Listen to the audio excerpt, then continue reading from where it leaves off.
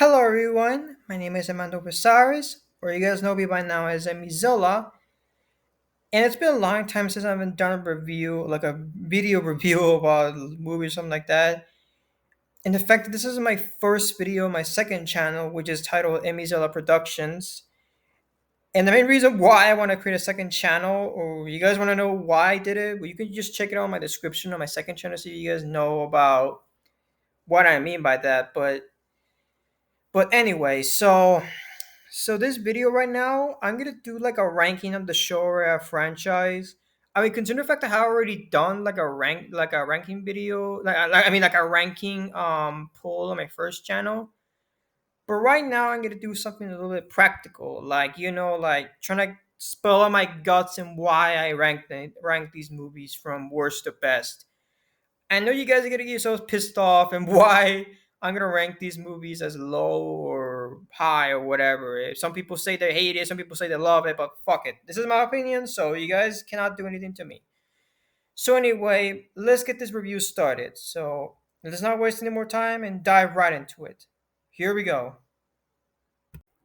Number 15, Godzilla's Revenge, or Raw Monster Attack, whatever you want to call it. So yeah, this movie for me is easy admittedly pretty bad. It has a lot of stock footage, and the fact that Garrett looks absolutely dog shit, and the fact that he's one of the worst kaiju I think I've ever seen in my life. While I do pretty admit that this movie is truly bad, at least it's actually very hilarious and actually very entertaining. I mean, it's not as boring as the other Godzilla movie that I mentioned earlier, but I do pretty admit that it is truly bad. I mean, and the fact that I have watched the dub version of the movie, and I was also high on. I was also drinking caffeine while I was watching the movie, so it makes more sense why I was enjoying the movie. Even the fact that the movie is truly bad, at least it's very enjoyable. And speaking of the English dub, I feel like the only positive thing I have to say about this movie is the opening theme, which is crime fiction. And I do pretty admit it is actually very catchy, and it's by far one of the best parts of the movie. But as for the rest of the movie, in my opinion, yeah, it's pretty admitted this movie is really bad. And the fact that this movie feels more like a Home Alone movie than a Godzilla movie, which is fine. I mean, this movie feels more like a 60s Home Alone movie. And I do pretty mean, if you treat this as some sort of like a 60s Japanese Home Alone movie, then it's fun. But as a Godzilla movie in general, yeah, this movie is definitely very bad. So there you go. Number 14, Apira, Horror of the Deep. I understand that you guys love this movie, and don't get me wrong, it has its moments. But to be honest, this movie feels very lackluster, and pretty admittedly pretty boring. I mean, the movie just takes a while to get going, and we didn't get kaiju for like 15 minutes. And Godzilla just doesn't wake up for like 15 minutes. And speaking of Godzilla, he's completely like he's acting out of character. The fact that he's acting more like Kong.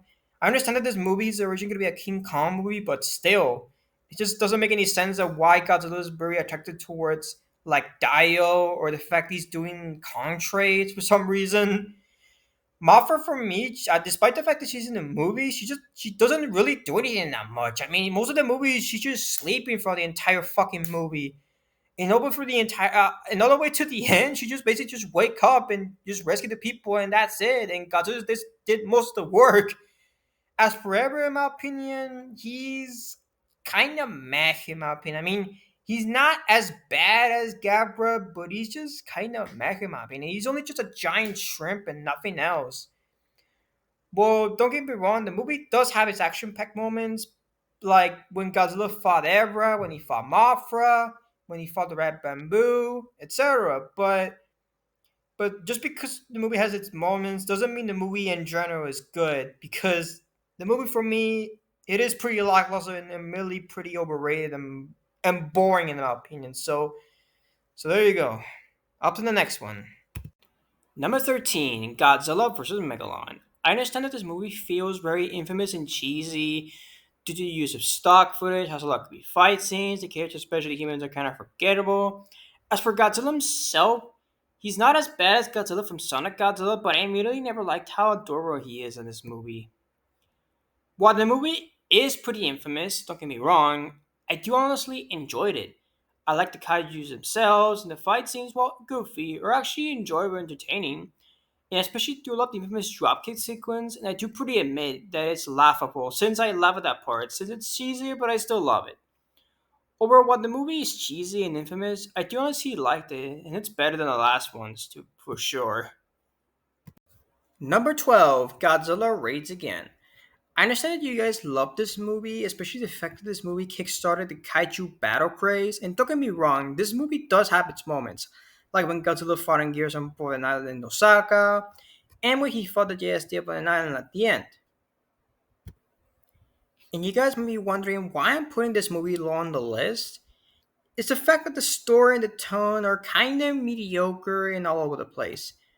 Since the story kept on introducing random stuff that pretty much comes out of nowhere, like the prison bus escape, what it did cause a butterfly effect in the Osaka rampage, it still feels very out of place. As for the tone, it just feels very cheesy since it feels more romantic than something serious, and the movie never takes itself seriously because of it. Number 11, Godzilla vs. Gigan.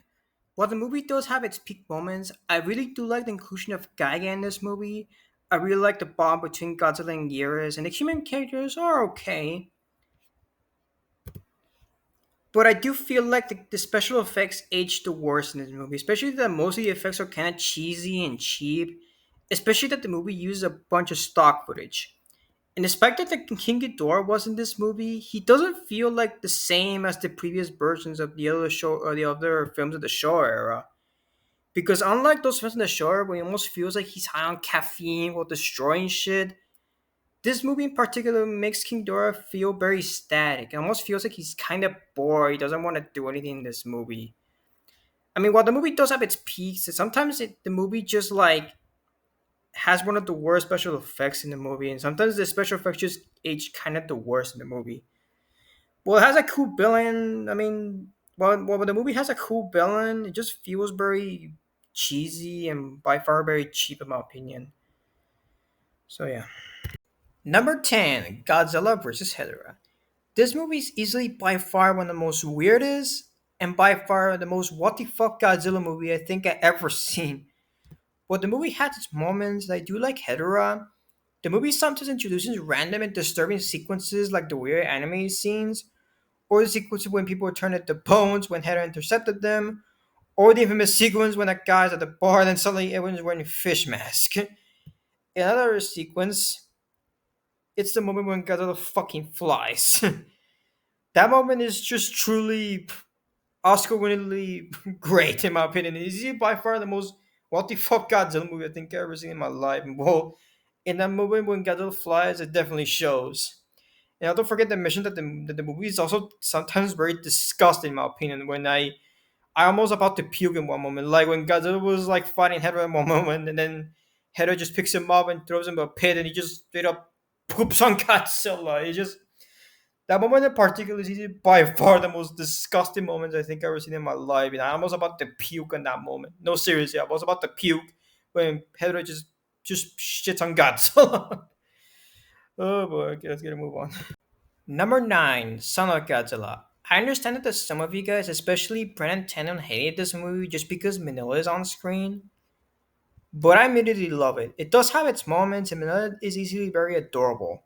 And I really do love Killmonger in this movie. He's easily by far terrifying, and he's by far better than ever, in my opinion.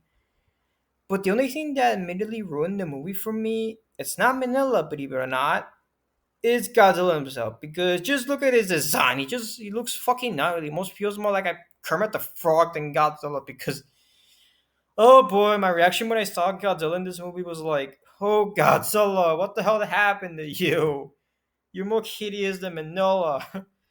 I mean, at least Manila is more adorable than you because Godzilla. Just what the hell happened to you? Number 8, Destroy All Monsters. I understand that a lot of you guys called this one a masterpiece just because it had a lot of monsters in it. And don't get me wrong, it does have a lot of awesome destruction sequences, and I really do love the final battle.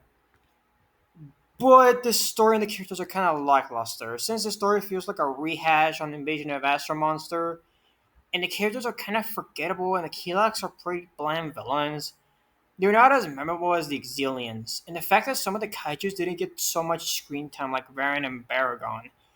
the movie just treat them more as cameos. Number 7, King Kong vs. Godzilla. I honestly love this movie. It does have a campy tone that makes it enjoyable. The action sequences are very fun, and I really do love Godzilla's introduction when he comes out of the ice from the wrecked shit up on the Soviet base. Although the only gripe I have with the movie is that King Kong's design is literally atrocious. Especially it feels like he's on drugs for some reason. I mean, just look at his design and his face. Almost feels like he's like high on cocaine or something like that. Effectively, his face looks completely derpy or something like that. I mean, Godzilla he looks fine, but Kong on the other hand. Ugh. So yeah. Anyway, number 6, Mothra vs. Godzilla.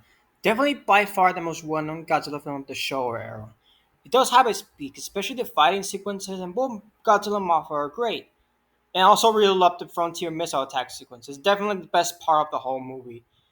Yes, because I actually watched the American dub and the Japanese cut. It's because I was literally obsessed with because of that fucking scene where the US just start bombarding Godzilla by just shooting at him with missiles, and that part is really kind of kick ass.